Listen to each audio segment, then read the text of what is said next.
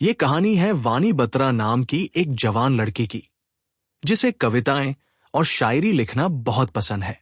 अपनी पढ़ाई पूरी करने के बाद वो अपने कॉलेज सीनियर महेश अय्यर से शादी करना चाहती थी, जिससे वो प्यार करती थी। शादी के दिन वो अपने परिवार के साथ कोर्ट पहुंच जाती है, लेकिन महेश नहीं आता। वो उसे फोन पर बताता है कि उसे किसी और से प्यार हो गया है। असल में महेश ने पैसे और करियर के लालच में एक अमीर लड़की से शादी करने का फैसला कर लिया था। इस धोखे से वानी का दिल टूट जाता है और वो डिप्रेशन में चली जाती है। वो 6 महीने तक घर में बंद रहती है, लेकिन उसके माता पिता उसे समझाते हैं और एक नई शुरुआत करने के लिए प्रेरित करते हैं। जिंदगी में एक नई धुन।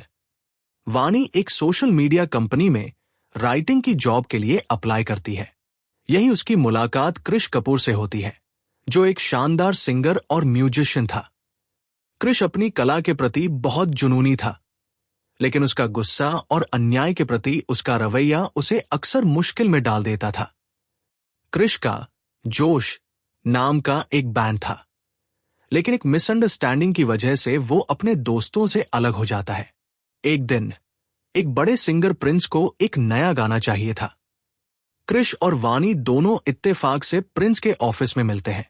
कृष को वानी की डायरी में लिखी एक कविता बहुत पसंद आती है और वो उस पर एक धुन बना देता है।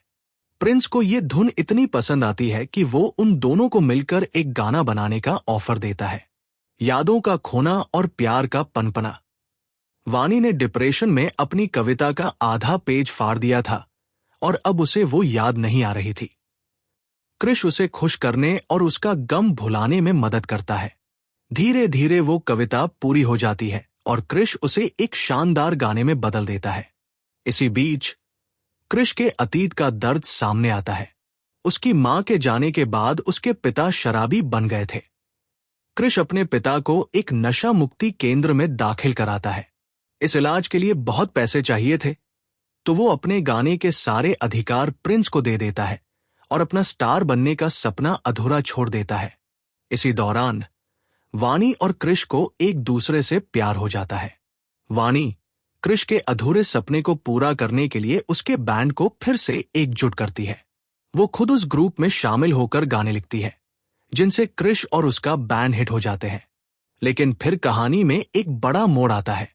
वानी को पता चलता है कि उसे अल्जाइमर नाम की बीमारी है, जिससे उसकी याददाश्त धीरे धीरे खत्म हो रही है।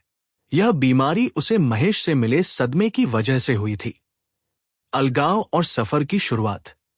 वानी कृष को अपनी बीमारी के बारे में नहीं बताती ताकि वो अपने करियर पर ध्यान दे सके। लेकिन एक दिन महेश अय्यर फिर से उसकी जिंदगी में आता है और उसकी बीमारी को और बढ़ा देता है।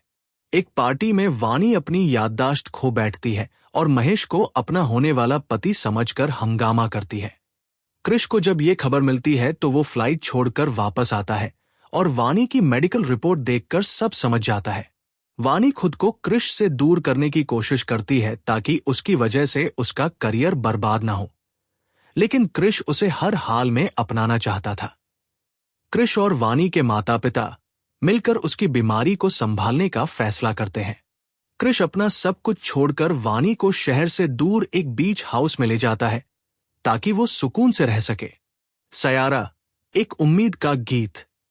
एक दिन जब वानी को लगता है कि वो कृष के करियर को बर्बाद कर रही है, तो वो उसे छोड़कर चली जाती है।